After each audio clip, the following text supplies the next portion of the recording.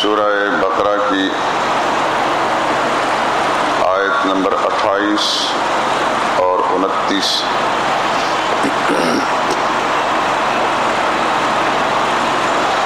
اعوذ باللہ من الشیطان الرجیم، بسم اللہ الرحمن الرحیم۔ کیف تکفرون باللہ وکنتم امواتا فاحیاکم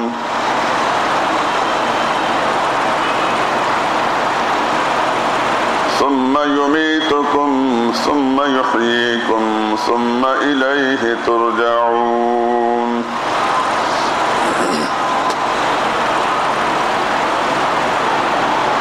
هو الذي خلق لكم ما في الأرض جميعا ثم استوى إلى السماء فسواهن 7 سماوات وهو بكل شيء عليم۔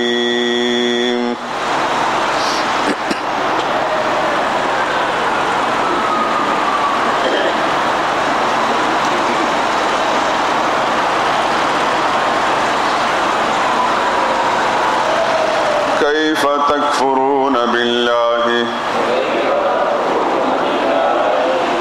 کیسے تم انکار کرتے ہو اللہ تعالیٰ کا،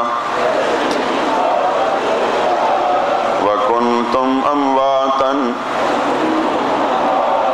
حالانکہ تم مردہ تھے، فاحیاکم، پھر تم کو زندہ کیا، ثم یمیتکم، پھر تمہیں موت دے گا، ثم یحییکم، پھر تم کو زندہ کرے گا، ثم الیہ ترجعون، پھر اسی کی طرف تم لوٹائے جاؤ گے۔ هو الذی، وہ اللہ ہی کی ذات ہے، خلق لکم، پیدا کیا تمہارے لیے، ما فی الارض جمیعا، جو کچھ زمین میں ہے سارے کا سارا، ثم استوى الی السماء، پھر متوجہ ہوا آسمان کی طرف،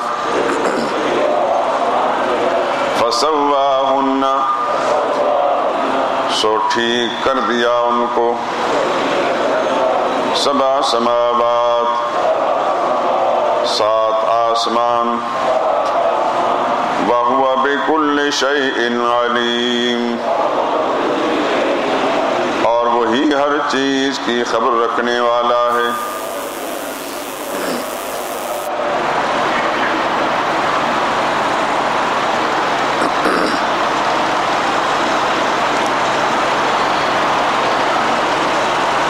کیف تکفرون باللہ، اس آیت کا تعلق اس دعویٰ کی دلیل عقلی کے ساتھ ہے جو اس سے پہلے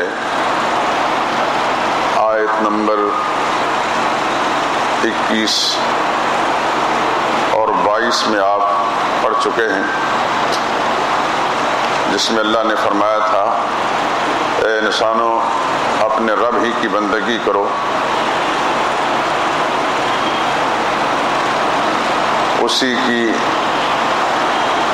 توحید کے عقیدے پر آ جاؤ، اسی کا پکارو، اور دلیل یہ بیان کی الذی خلقکم، اسی نے تم کو پیدا کیا ہے، والذین من قبلکم، اور اسی نے تم سے پہلوں کو پیدا کیا، الذی جعل لکم الارض فراشا، اسی نے تمہارے لیے زمین کو فرش بنایا، والسماء بناء، اسی نے تمہارے لیے آسمان کو چھت بنایا،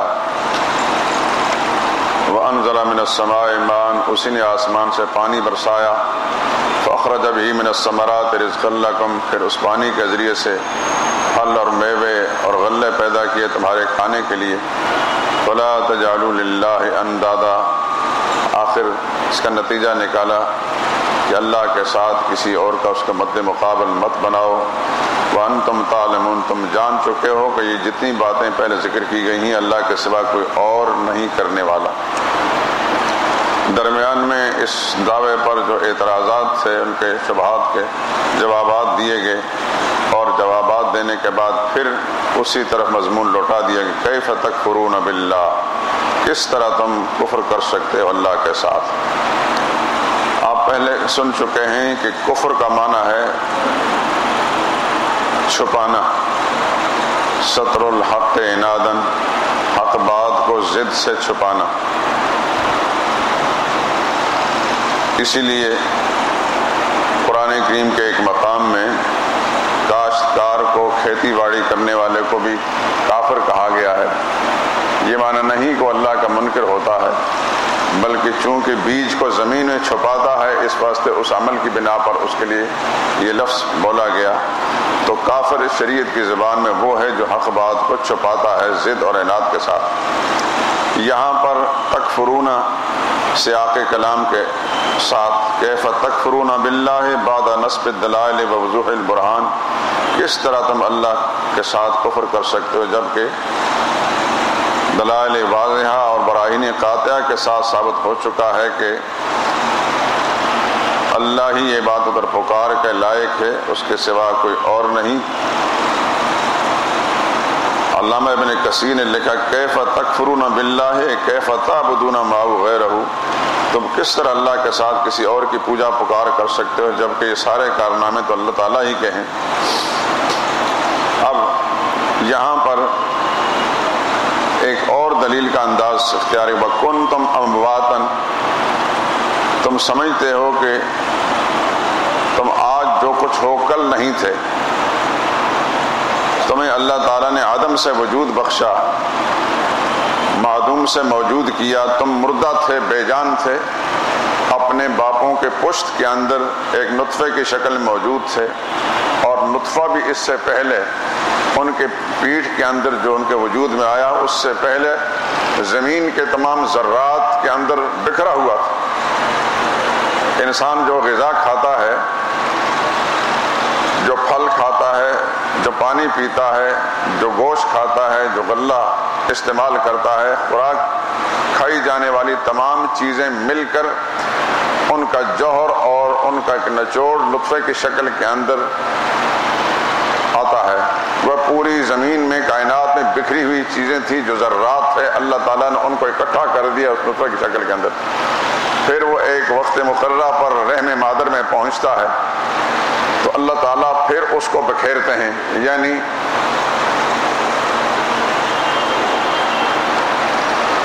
اس نطفے کے اندر اس آدمی کے پیروں کے جو ذرات تھے اس سے بچے کے پیر بنتے ہیں، جو ہاتھوں کے ذرات تھے اس سے ہاتھ بنتے ہیں، جو سر کے ذرات تھے اس سے سر بنتا ہے، جو آنکھوں والے تھے ان سے آنکھیں بنتی ہیں۔ غرض باپ کے وجود کے جتنے ذرات کو اللہ نے اکٹھا کر کے پانی کی بوند اور نطفے کی شکل میں کیا تھا، پھر اس کو رحم مادر میں جا کر بکھیرتا ہے، پھیلاتا ہے، اور پھر وہ تمام جسم بنتا ہے اور اس کے اندر بالآخر جان پڑتی ہے۔ تو اللہ فرماتا ہے کنتم امواتن، تم تو بالکل بے جان تھے، تمہاری کوئی حقیقت نہیں تھی۔ اس پر کوئی غور کرو، تم اپنی تخلیق پر تم کیا تھے، تمہارا وجود کہاں تھا؟ اس نطفے کے اندر پانی کی بوند کے اندر کہاں زندگی تھی؟ وہی پانی کی بوند اگر زمین پر گر جاتی تو فنا کے گھاٹ اتر جاتی، لیکن اللہ کی قدرت کی مشینی پر پڑنے کے بعد اس کے اندر زندگی کے آثار پیدا ہوئے، انسان بنا۔ ذرا اپنی حقیقت پر تو غور کرو۔ کنتم امواتن، تم بالکل بے جان تھے، تمہاری کوئی حقیقت نہیں تھی، عدم سے وجود میں لایا۔ فاحیاکم، پھر تمہیں زندگی بخشی، ایک عرصے کے بعد تمہارا مکمل وجود پیدا کرنے کے بعد اس میں زندگی ڈال دی اور دنیا میں بھیج دیا۔ ثم یمیتکم، پھر ایک عرصے تک دنیا میں زندہ رکھنے کے بعد تمہیں پھر موت دیتا ہے۔ ثم یحییکم، پھر محشر کے میدان میں تمہیں زندگی دے گا، اور زندہ کرنے کے بعد پھر ثم الیہ ترجعون، پھر اللہ کے پاس حساب و کتاب کے لیے لوٹائے جاؤ گے۔ کیا تم اس بات کا انکار کر سکتے ہو؟ کوئی انکار نہیں کر سکتا۔ دو زندگیاں اور دو موتوں کا ذکر کیا گیا قرآن کریم کے اندر۔ پہلی موت جب نطفے کی شکل میں آدم معدوم تھا، اس میں زندگی کوئی آثار نہیں تھے. پھر جب دنیا میں آیا تو یہ پہلی زندگی. پھر جب موت واقع ہو جاتی ہے یہ دوسری موت ہے. مر جاتا ہے، دنیا کو چھوڑ جاتا ہے، یہ دوسری موت ہے. اور محشر کے میدان میں اللہ پاک جب ساری کائنات کو زندہ کریں گے، اس انسان کو زندہ کریں گے، یہ دوسری حیات ہے. ہر انسان کو لیے دو موتیں ہیں اور دو حیاتیں ہیں. پہلی موت وجود دنیا میں آنے سے پہلے کی صورتحال، اور دنیا میں جب آ گیا یہ پہلی زندگی ہے. اور دنیا کو جب چھوڑ گیا یہ دوسری موت ہے.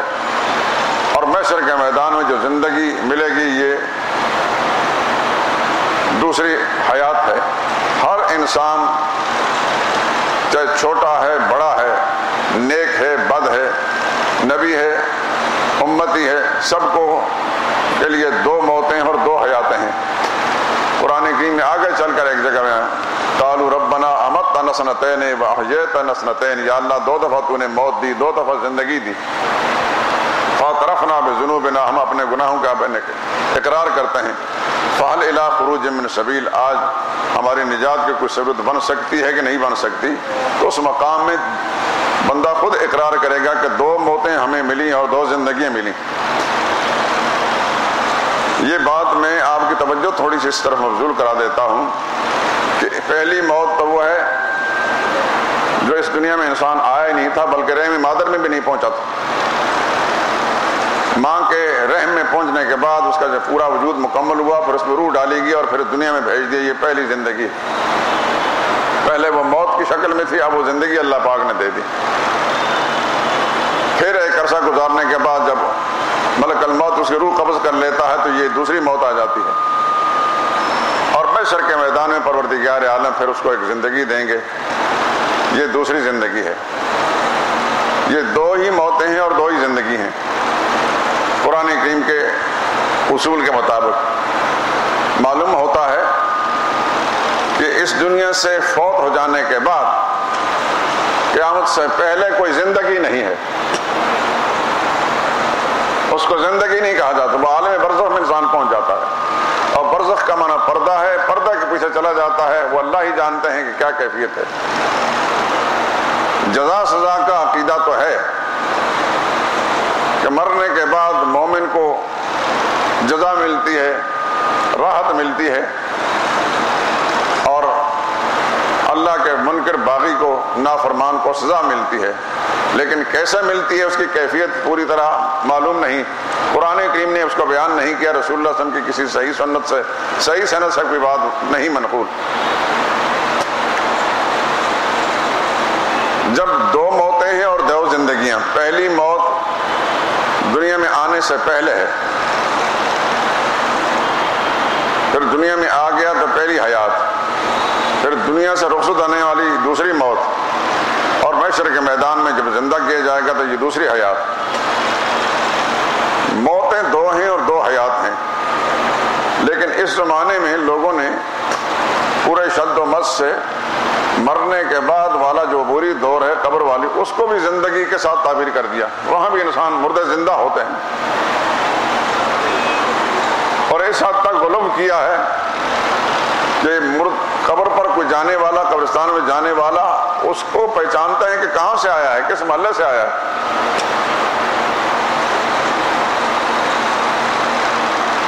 ہزاروں من مٹی کے نیچے پڑا ہے اور پتہ نہیں وجود اس کا ہے باقی بھی نہیں. لیکن ہمارے پاکستان میں اب یہ نئی شریعت جو ایجاد ہوئی ہے کہ قبر کے اندر انسان زندہ ہوتا ہے اور آنے والا جو ہے اس کو بھی پہچانتا ہے. قبر پر اگر کوئی پرندہ بیٹھ جائے، کوئی چڑیا بیٹھ جائے، مادہ اور نر، اس کی تذکیر و تانیث کو پہچانتا ہے کہ یہ مادہ تھی یا نر. یہ ہے نئی شریعت جو اس پاکستان کے اندر ایجاد ہوئی ہے. ان مولویوں نے اس میں بڑا زور دے کر اس قوم کو جاہل، ان پڑھ، قرآن سے ناواقف، حدیث سے ناواقف قوم کو جو اس لائن پر لگا رکھا ہے. اور اسی کی بنا پر پھر مردوں کو کہ سننے کا ایک عقیدہ قائم کیا. مردے سنتے ہیں. اللہ قرآن میں صاف لفظوں میں فرما رہے ہیں انک لا تسمع الموتى، آپ مردوں کو نہیں سنا سکتے. وما انت انت بمسمع من فی القبور، جو قبروں والے ہیں آپ ان کو نہیں سنا سکتے، لیکن قرآن کے بالکل مد مقابل کھڑے ہو کر کہتے ہیں مردے سنتے ہیں۔ قرآن کے کسی اشارے سے بھی، کسی ایک اشارے سے بھی یہ بات ثابت نہیں ہو سکتی۔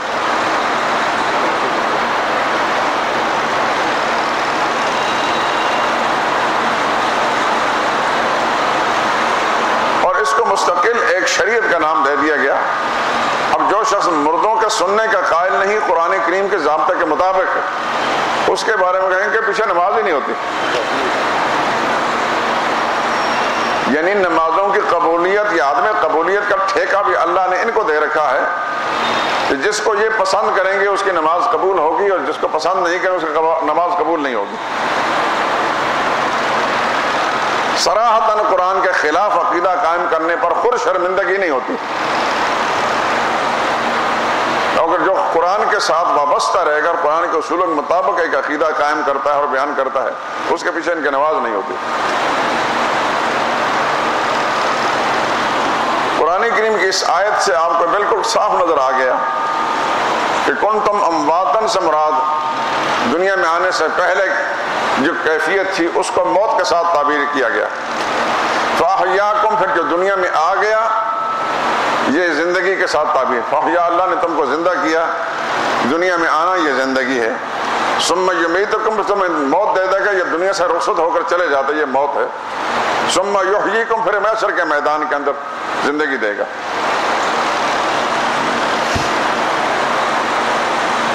اس درمیان کی کیفیت کو اللہ تعالیٰ نے کہیں بھی زندگی کے ساتھ تعبیر نہیں کیا گیا۔ دو موتیں اور دو حیاتیں قرآن کریم کے دوسرے مقام بھی موجود ہیں، یہاں بھی ہیں، لیکن دو موتیں اور تین زندگیاں یہ کہیں وہ قرآن کریم کے اندر موجود نہیں۔ یہ اس شر کے زمانے کے من گھڑنتو نظریات ہیں جو اللہ کے خوف سے بے نیاز ہو کر نہایت ڈھٹائی اور بے شرمی کے ساتھ لوگوں نے یہ عقیدے قائم کر رکھے ہیں۔ آپ حضرات کو میں اس سے تھوڑی سی توجہ اس طرح مبذول کرانا چاہتا ہوں کہ ایسے لوگوں سے واسطہ پڑے گا آپ کو جو بڑی بے شرمی کے ساتھ ایسی باتیں بیان کریں گے، اور اصل باتیں ایسی اس لیے کرتے ہیں کہ انہیں پتہ ہوتا ہے کہ مسلمانوں کو قرآن کریم کا پتہ نہیں، لیکن جو آدمی قرآن کریم سے واقف ہو جاتا ہے، اس کو پتہ چل جاتا ہے، تو پھر وہاں ان کی دال نہیں گلتی، پھر وہاں سے کنارہ کشی اختیار کر لیتے ہیں۔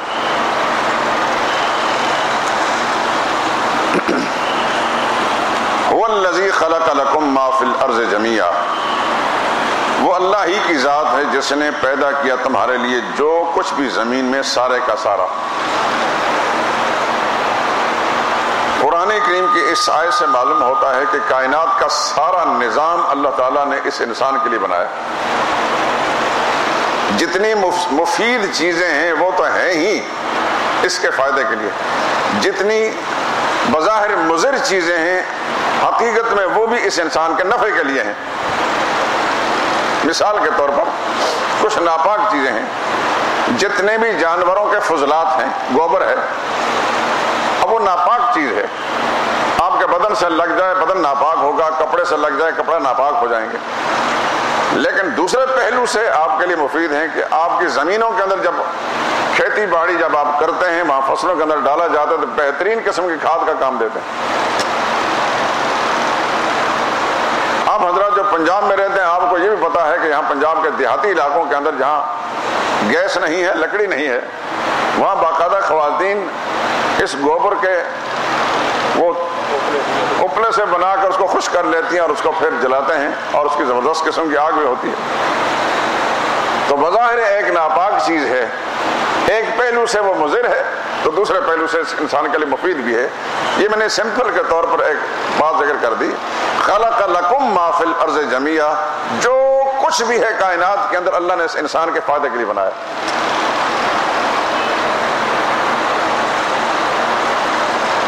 اور ان سب سے انسان فائدہ اٹھا رہا ہے۔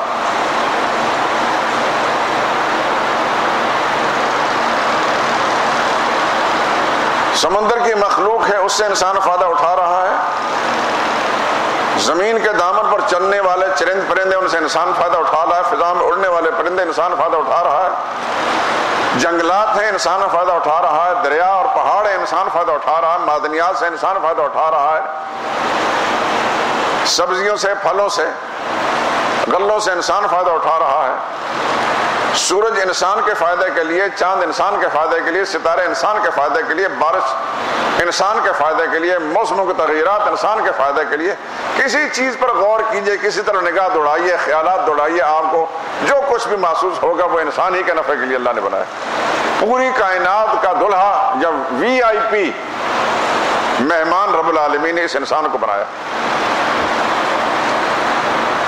ایک حدیث کا مضمون ہے، رسول اللہ نے فرمایا یہ دنیا ساری کی ساری تمہارے لیے بنائی گئی ہے، وَأَنْتُمْ خُلِقْتُمْ لِلْآخِرَةِ، اور تم آخرت کے لیے بنایا گیا۔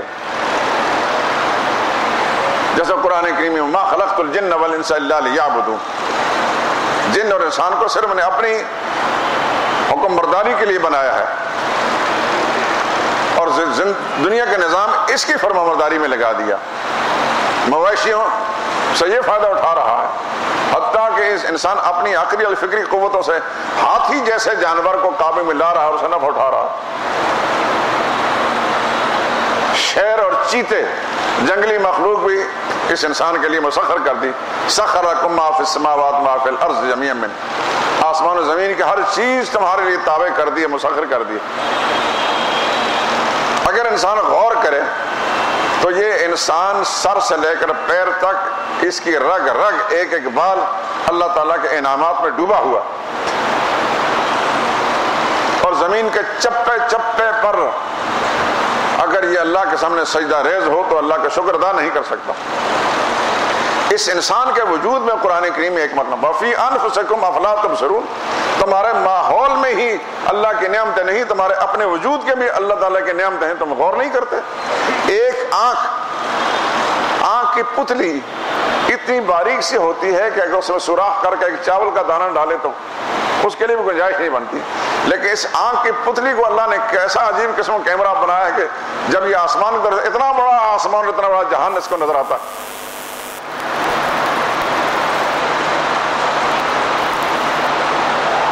اس کے منہ میں دو جبڑوں کے درمیان گوشت کا ایک لوتھڑا ہے جس کو زبان کہتے ہیں۔ اللہ پاک نے اس کو جب بولنے کی اجازت دے دی تو یہ زبان کتنی تیزی کے ساتھ منہ کے اندر حرکت کرتی ہے اور الفاظ بناتی ہے، اور الفاظ سننے والے کو سمجھ میں آتے اور معنی مطلب سمجھ میں آتا۔ انسان سوچ سوچ کر، زبان کو سوچ کر مخارج کے ساتھ اور اندر جبڑوں کے ساتھ اور دانتوں کے ساتھ نہیں لگاتا، جو کچھ کہنا چاہتا ہے وہ خودکار مشینری کی طرح چلتی ہے۔ انسان کی انگلیاں دیکھیں، ہاتھوں کی، ان کے جوڑوں کو دیکھیں، زندگی بھر یہ حرکت کرتی رہتی ہیں لیکن ان کی گریس اندر خشک نہیں ہوتی، ان کو آئل کی ضرورت نہیں ہوتی۔ کوئی بھی دنیا کی مشینری جو ہے اس کو ایک عرصے کے بعد گریسنگ کی ضرورت ہوتی ہے، آئل کی ضرورت ہوتی ہے، ورنہ اس کے پرزے گھس جاتے ہیں۔ کس چیز پر فَبِأَيِّ آلَاءِ رَبِّكُمَا تُكَذِّبَانِ، اے انسان تم رب کی کس نعمت کو جھٹلا سکو گے؟ مَا بِكُم مِّن نِّعْمَةٍ فَمِنَ اللَّهِ، تمہارے پاس جتنی انعامات ہیں سب اللہ کی طرف سے۔ ان تعدوا نعمت اللہ لا تحصوها، اللہ کی نعمتوں کو گننا چاہو شمار نہیں کر سکو گے۔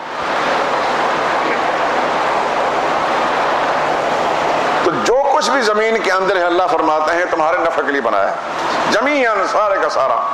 ثم استوى الى السماء، پھر اس نے آسمان کی طرف قصد کیا، فسواہن، ان کو مکمل کر دیا، 7 سماوات، 7 آسمان۔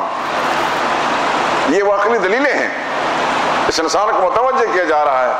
تم جدھر بھی اپنے دماغ کو دوڑاؤ گے، خیالات دوڑاؤ گے، اللہ کی قدرت کی کارستانی تمہیں نظر آئیں گی۔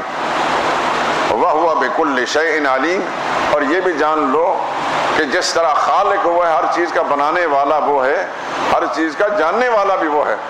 اور میری وہ بات آپ کو پھر اب ذہن میں تازہ ہو جانی چاہیے جو میں کہا کرتا تھا کہ اللہ کی وحدانیت کا نظام صرف 2 نقطوں پر قائم ہے، قدرت اور علم۔ سب کچھ کرنے والا بھی وہ ہے اور سب کچھ جاننے والا بھی وہ ہے۔ سب کچھ کرنے والا بھی اس کے سوا کوئی اور نہیں، اور جاننے والا بھی اس کے سوا کوئی اور نہیں۔ اس کے بعد جو آیات آ رہی ہیں اس کے اندر اس مضمون کو انشاءاللہ زیادہ کھولا جائے گا، یہ مضمون کھل کر آ جائے گا۔ آپ اندازہ کریں گے اس کے بعد کے آیات میں آدم علیہ السلام کا ذکر ہے، ملائکہ کرام کا ذکر ہے اور ابلیس کا ذکر ہے۔ ان تینوں جنس، ابلیس ناری ہے، آدم علیہ السلام خاکی ہیں اور ملائکہ نوری ہیں۔ نوری، ناری اور خاکی تینوں قسم مخلوق کا تذکرہ کر کے یہ مسئلہ سمجھایا جائے گا کہ سب کچھ جاننے والا بھی اللہ ہے۔ وَهُوَ بِكُلِّ شَيْءٍ عَلِيمٌ، وہ ہر چیز کا، عَلَىٰ كُلِّ شَيْءٍ قدیر بھی وہ ہے، بِكُلِّ شَيْءٍ علیم بھی وہ ہے، ہر چیز پر قادر بھی وہ ہے اور ہر چیز کو جاننے والا بھی وہی ہے۔ اور پھر نتیجہ کیا ہے؟ سب کچھ جاننے والا اور سب کچھ کرنے والا وہ ہے، تو پھر اس کے سوا عبادت پکار کے لائق بھی کوئی اور نہیں ہے۔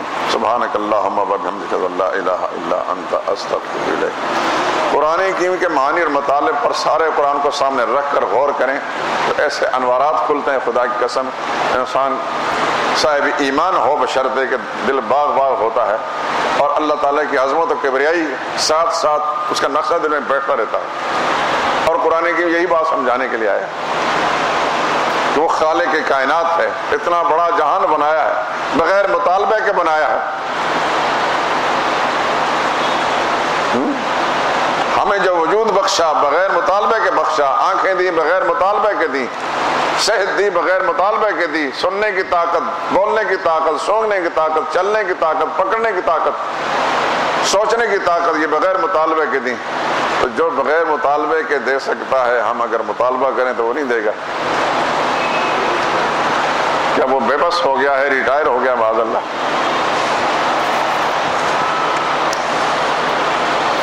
کچھ لوگ کہتے ہیں کہ میں نے نبی صلی اللہ علیہ وسلم کو خواب میں دیکھا، کیا محمد صلی اللہ علیہ وسلم واقعی خواب میں نظر آ سکتے ہیں؟ آ سکتے ہیں، کسی خوش بخت کو نظر آ سکتے ہیں۔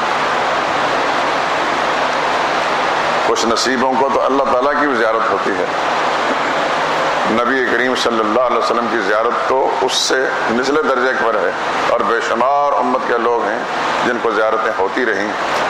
جس درجے میں کسی شخص کا تعلق نبی کی ذات کے ساتھ گہرا ہوگا، اسی درجے میں رسول اللہ صلی اللہ علیہ وسلم کی زیارت اس کو ہوتی رہے گی۔ ہر انسان اپنے آپ کو بہتر جانتا ہے کہ میری محبت رسول اللہ صلی اللہ علیہ وسلم کے ساتھ کس درجے میں ہے، میں کتنا متبع رسول ہوں صلی اللہ علیہ وسلم۔ ہر انسان بہتر اپنے آپ کو جانتا ہے۔ آپ مجھے دیکھ رہے ہیں، بظاہر میں بڑا صاف ستھرا نیک متقی نظر آتا ہوں رہوں گا، میں آپ کو دیکھتا ہوں آپ میری نظر کے اندر بہت نیک متقی ہیں، لیکن حقیقت یہ ہے کہ مجھے میرا اللہ جانتا ہے یا میں اپنے آپ کو جانتا ہوں، اور یہی کیفیت آپ کی بھی کہ آپ کی اصلیت کو اللہ تعالیٰ جانتے ہیں یا آپ خود جانتے ہیں۔ بظاہر تو ہم ایک دوسرے کو بڑے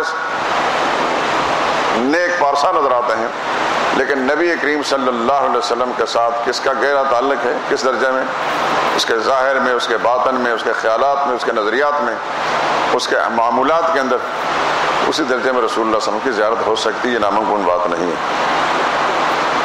نمبر 2، شب برات کیا ہوتی ہے؟ اصل میں کچھ بھی نہیں ہوتی، بس اتنی سی بات ہے۔ اگر شب برات سے مراد اللہ تعالیٰ کی عبادت کرنا ہے راتوں کو جاگ کر، تو ہر رات میں آپ کر سکتے ہیں۔ اس کے سلسلے میں جتنی روایات ہیں سب کی سب ضعیف ہیں۔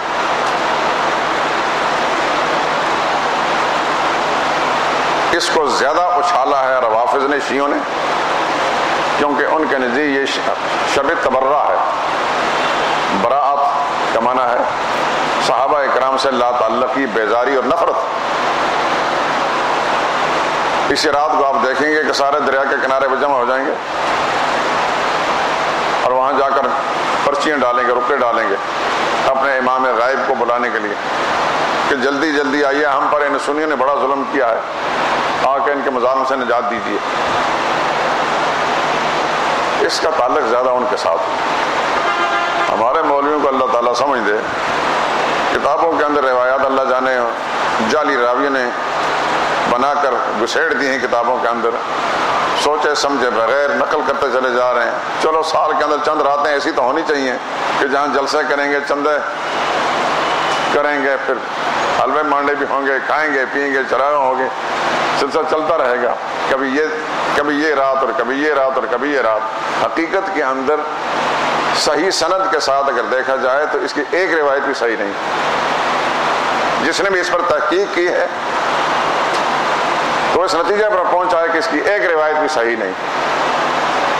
اگر محض اللہ تعالیٰ کی بات کرنے کے نقطہ نظر دیکھا جائے تو ہر رات آپ کے لیے شب برات ہے، میں کسی نے نہیں روکا۔ ہر رات کے پچھلے حصے میں رب العالمین آسمانی دنیا پر آ کر انسان کو پکارتے ہیں، اے انسان، اے غافل انسان، ذرا ہوش میں آ، تو بھوکا ہے تو مجھ سے روٹی مانگ، بیمار ہے تو مجھ سے صحت مانگ، بے روزگار ہے تو مجھ سے روزگار مانگ۔ طلوع فجر تک رب العالمین کی طرف سے یہ اعلان جاری رہتا ہے۔ یہ نہیں کہ 15 شعبان کے لیے ایسا ہوتا ہے، اس کے لیے روایات سب کی سب گھڑی گئی ہیں، حتیٰ کہ بعض لوگوں نے قرآن کریم کے آیات میں تحریف کر کے بھی سورہ دخان کی ایک آیت کو جو ہے اس رات پر فٹ کرنے کی کوشش کی گئی، جو بالکل غلط بات ہے۔ ایک رات ہے اور وہ لیلۃ القدر ہے اور رمضان میں آتی ہے، اس کے بارے میں کوئی شک اور شبہ نہیں، 1000 مہینوں سے افضل ہے، خود رب العالمین نے فرمایا۔ اور وہی ہے رات بجٹ والی، جہاں فیصلے ہوتے ہیں، فیصلوں والی رات بھی وہی ہے۔ اس رات کو لوگوں نے فیصلوں والی رات بھی بنا دیا۔ اس رات کے اندر زندہ کون زندہ رہے گا اور کون مرے گا، پوری فہرست دے دی جاتی ملک الموت کو کہ کس کس کی روح آپ نے اس سال کے دوران میں کس مہینے میں اور کس ٹائم میں قبض کرنی ہے۔ یہ سب من گھڑت باتیں ہیں۔ بس میں مختصر سی بات تھی، اللہ تعالیٰ سمجھنے توفیق نصیب فرمائے۔